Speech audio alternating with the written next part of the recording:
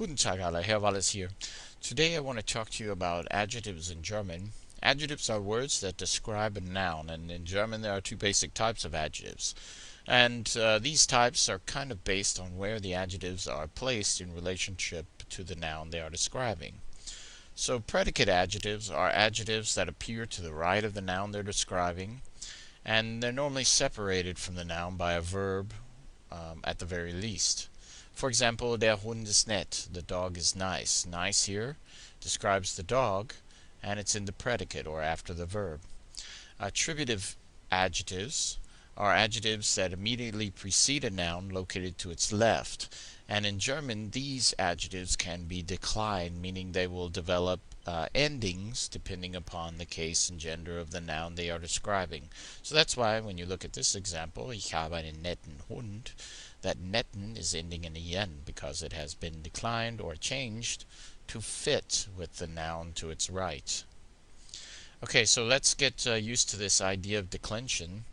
German nouns and adjectives can be declined. That means that they can be changed, and they basically get grammatical endings attached to them to be able to relate both in case and in gender with the noun they are describing in the case of adjectives. Predicate adjectives are never declined, and attributive adjectives are always declined. So, der Hund ist nett. Here it's located to the right of the noun, and it's a predicate adjective, so it's not declined. However, if I say ich habe einen netten Hund, now it's located to the left of the noun, and it is declined, meaning it is changed. In German, it is also possible for some adjectives to be used as adverbs. Adverbs are words that describe verbs. When this happens, they have no endings. Okay, there are such things as undeclinable adjectives. In German, these are really rare. However, some examples are rosa and lila. For example, sie trägt ein rosa Kleid. She is wearing a pink dress. Ich habe einen lila Pullover. I have a purple sweater. Or another example, ich habe eine prima Idee. I have a great idea. These are examples of adjectives that aren't declined. Okay, attributive adjectives describes a noun is located to the left of the noun it is describing, and they can be divided into three further categories. You can say they are adjectives after der words or definite articles. Das ist der alte Mann, preceded by a definite article in this case. You have adjectives after ein words, so these are after indefinite articles.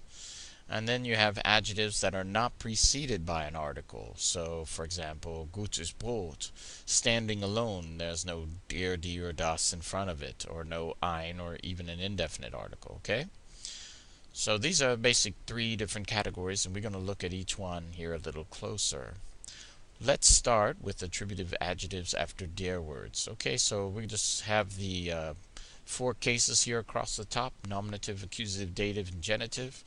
Nominative, remember, subject of a sentence, or comes after verbs sein or werden in German. Accusative, direct object of a sentence, or comes after accusative prepositions. Dative, indirect object of a sentence, or comes after dative prepositions. And genitive is to show possession. They are also genitive prepositions. So der alte Mann becomes den alten Mann, dem alten Mann, und des alten Mannes. Die alte Frau stays the same. Der alten Frau in the dative, and der alten Frau in the genitive. Das alte Auto, dem alten Auto, and des alten Autos. Die alten Frauen, the plural, die alten Frauen, den alten Frauen, und der alten Frauen for the genitive. Okay, so now I want you to give it a try. You can stop the tape and try this on your own. But for the interest of time, I'm going to continue. Ich habe den alten Mann nicht gesehen. The Mann here is the direct object, so it's accusative. So we just did den alten. Hast du das alte Auto gesehen? Again, car here is a direct object, so accusative.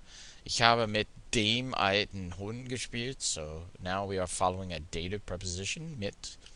Das alte Auto ist kaputt. Here the car is the subject of the sentence, so nominative. Das ist für die alten Schule. That is for the old students, and das ist das Ende der alten Welt. That is the end of the old world. Genitive.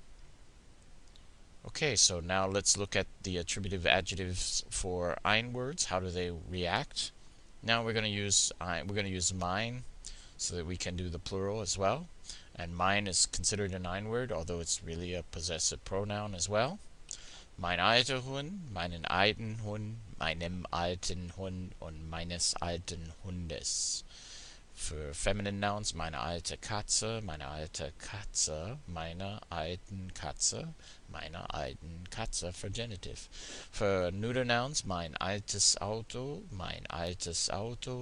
meinem alten Auto, meines alten Autos. And then for plural nouns, meine alten Hunde, meine alten Hunde, meinen alten Hunden. This is the dative plural. Und meine alten Hunde. So now you can give it a try again. And in the interest of time, I will continue. So here, dog is the subject of the sentence, nominative case. Mein alter Hund kann nicht so schnell laufen. Hast du meinen alten Hund gesehen? Hund here is the direct object. No problems. Accusative.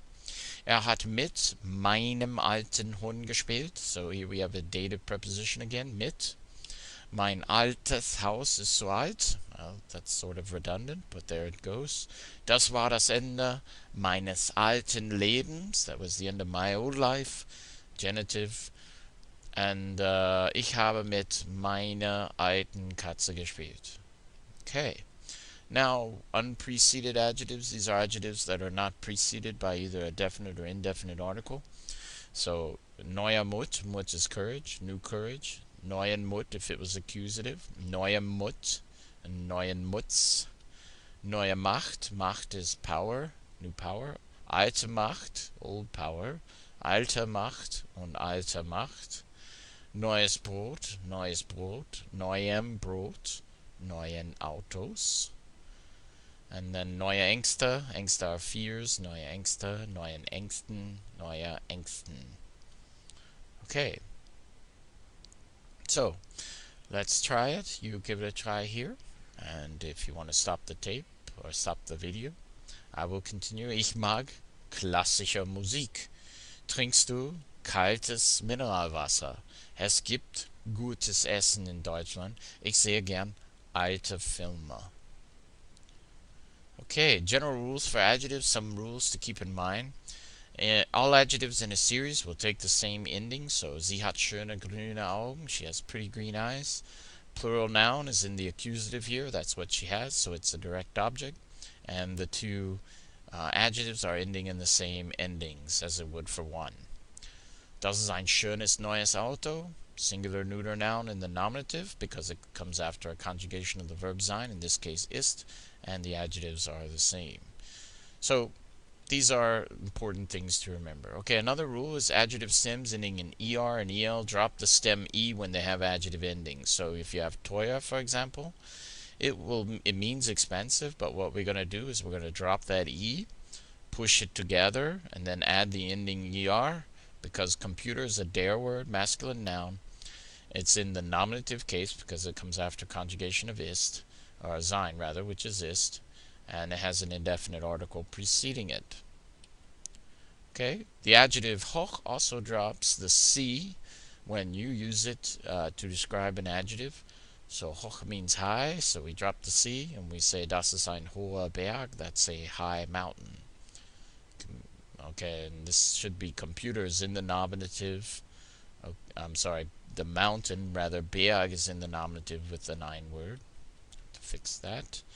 General rules for adjectives in German. Okay, halb and ganz. Do not take endings before names of towns, countries, or continents unless the name requires an article. Ganz Österreich, this means all of Austria, has impressed me, hat mich imponiert. Or, like with die Schweiz, because it is always preceded with this article die, you add the e to the ending of ganz here. And that happens with nations where they use the definite article, like die Türkei, the Turkey, or die Schweiz. Okay. Now, another rule is adjectives of nationality behave like other adjectives, except for die Schweiz, which we will talk about, and they are only capitalized when used in proper names or if they start a sentence. So here's what I mean. Deutsche Kultur ist interessant. This is capitalized because it's the beginning of the sentence, and it has an E ending because Kultur is in the nominative case as it is the subject. Die Deutsche Bank ist sehr groß. Here we are talking about a proper noun. It's the name for a bank, Die Deutsche Bank. And so the ending is still there though because it's still the subject. And then ich habe einen deutschen Wein gekauft. I bought a German wine. Here we don't have to capitalize the D because it's not a proper noun. And it still has an ending because actually it's der Wein, not der Kultur. Der Wein is in the accusative case. Okay, so last rule here, adjectives based on the names of cities or towns take no endings and are formed by adding the suffix er to the noun. All capitalization is retained. The adjective of nationality based on die Schweiz also follows this rule. And with Zurich, the E is dropped out. So, for example, dieser Zug fährt zum Berliner Flughafen. This train is going to the Berlin airport. And you can see that we've added ER to these. He has a Swiss account. Hat ein Schweizer Konto. And you can see here that we have dropped the E out of Zurich and made it Zürcher Bank. Okay, so das sind all die Regeln, die ich heute hatte. Vielen Dank für das Zuschauen. Thanks for watching. I hope it helped you.